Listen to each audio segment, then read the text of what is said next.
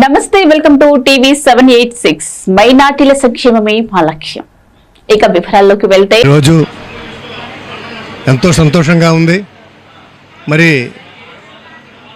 ఆంధ్రప్రదేశ్ నుంచి మక్కా యాత్రకు ఎంతో పవిత్రమైన ముస్లింల పవిత్రమైన మక్కా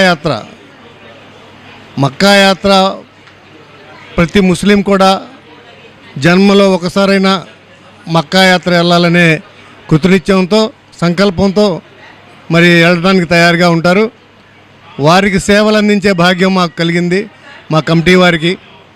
మరి ఇంత సక్సెస్ఫుల్గా గత నెల 18-19 తారీఖుల్లో విజయవాడ ఎంబార్కేషన్ పాయింట్ నుంచి, ఆ తర్వాత ఈ 3వ తారీఖు నుండి ఇవాటి వరకు లాస్ట్ రోజు వరకు మరి 2002 మంది హాజీలని చక్కగా సక్సెస్ఫుల్గా మక్కా యాత్రకు పంపించడం జరిగింది.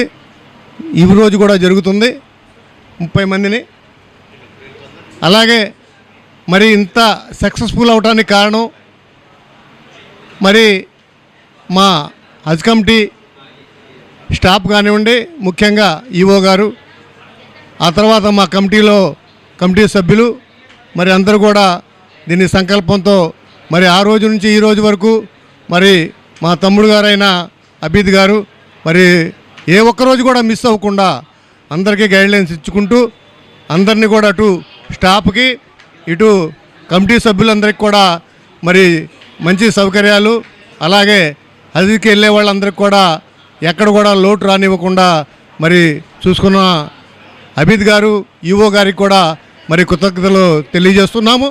మరి ఇటువంటి కార్యక్రమం రాబో రోజుల్లో మరి ఇక్కడ బెంగళూరు కానివ్వండి, హైదరాబాద్ కానివ్వండి కాకుండా మన ఆంధ్రాలోనే ఒక హజ్ హౌస్ నిర్మించి తద్వారా మరి మన ఆంధ్రప్రదేశ్ హాజీలని పంపించాలని సంకల్పంతో ఉన్నాం మేము.